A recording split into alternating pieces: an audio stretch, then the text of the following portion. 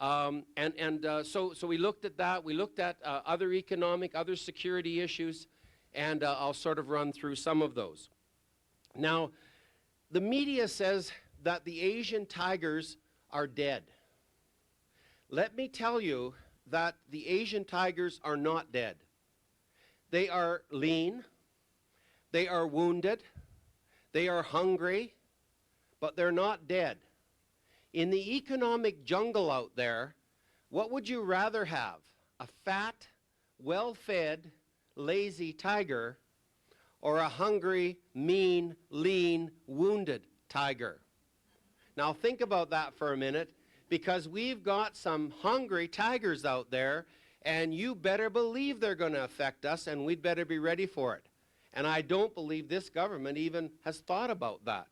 They're just not very creative thinkers, and all you have to do is watch Question Period one day to get a feel for just how uncreative they really are. We sit across and we look at them, you know, and just wonder, how did they ever get here? Like, how could people vote for that kind of rubble that's across the way there? There's one or two sort of conscientious people, and there's just a whole bunch of other people. Anyway, Japan, okay? We started in Japan. We met with businessmen, we met with bankers, and we met with politicians, both government and opposition. We met the new prime minister, and we met the new finance minister. They were just changing at the time we were there. We met with 9 of the bank leaders out of the 19 banks. And we basically talked to them like, what's happening here? To sum it up really quickly, what has happened is banks have lent money because we know you. You get a loan because I've known you for 50 years, and I don't ask you for a business plan. I don't ask you what you're going to do with it, but I've always lent money to you. I buy my goods from you because we know each other, not because you're the lowest price. He could sell them to me for half the price, but I buy my raw materials from you because of relationships. So as a result, over the years, they've become unproductive, and 50% of the bank loans can't be collected. So they have a crisis, a serious crisis. They have 4% unemployment, and the factories are producing at full speed, and they have warehouses full of product, and they've lost 60% of their market. Now think about it. Toasters, television sets, cars, warehouses full. They have $4.7 trillion worth of GDP, the second biggest economy in the world. US, $10 trillion. Canada, $860 billion. Give you an idea of where this all fits. So here's this economy producing all this stuff. Their banks are literally bankrupt. Their companies are not being managed properly. And so we use the word for Japan, very pessimistic. Now, since we've gotten back, the government has offered them $512 billion in bailout for the banks. They won't let them go bankrupt. Now, where's the $512 billion coming from? Where does government get its money? So you can see that, you know, the cycle. So should we be worried about Japan? You darn rights we should. Should we be taking countermeasures to try and expand our trade in other areas? We better.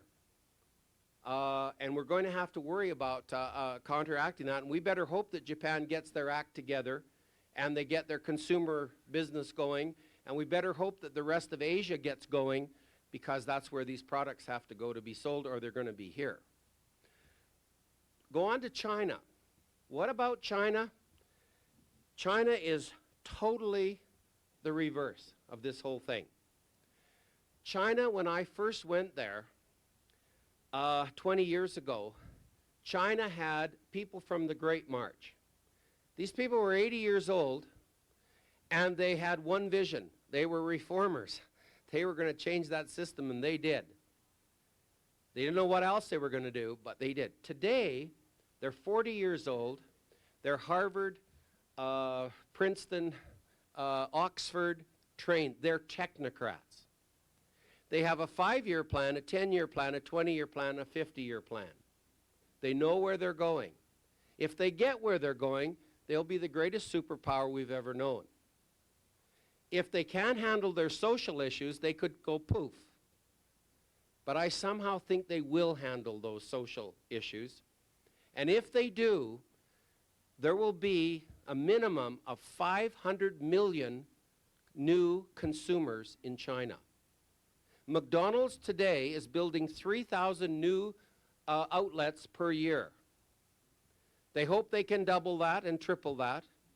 McCain's has the potato contract for McDonald's in China. They have no idea where they're going to get enough potatoes. They are, you know, they want to buy pork instead of ducks. They want to buy beef.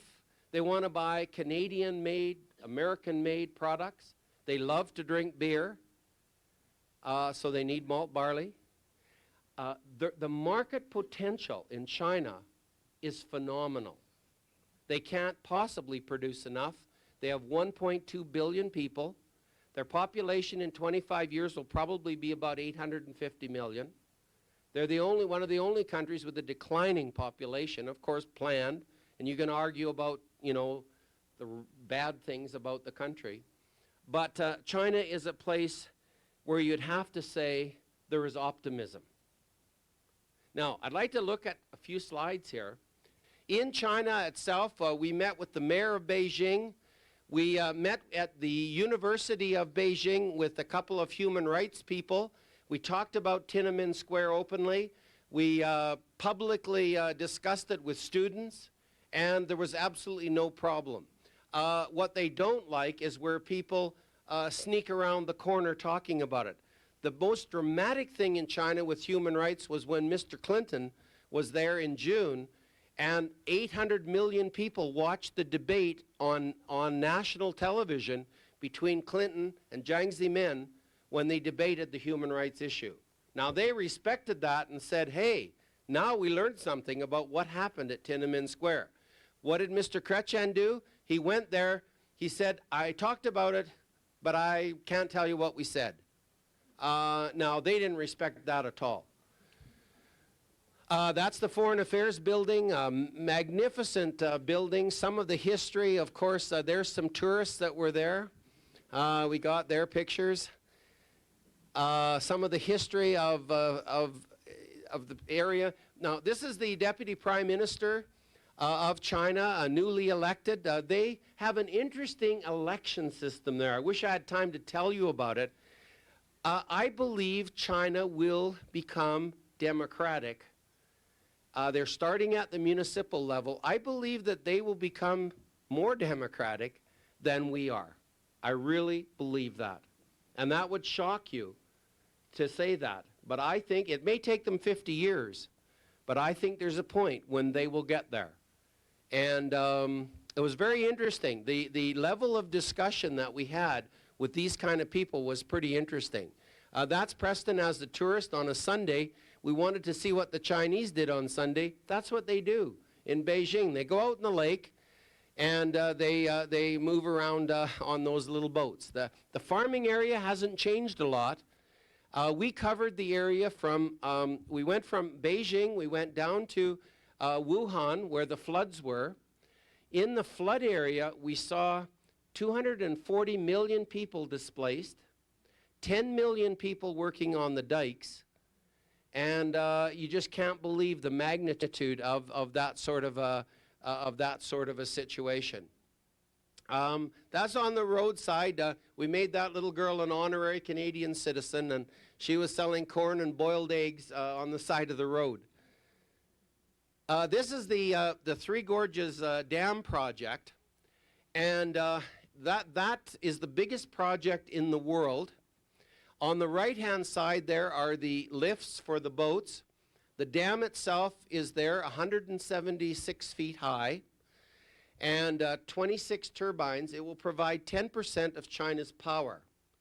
There have been about 20 environmental studies done. We looked at those, we talked about those, and discussed sort of the implications of this project. They have 4 more of these planned.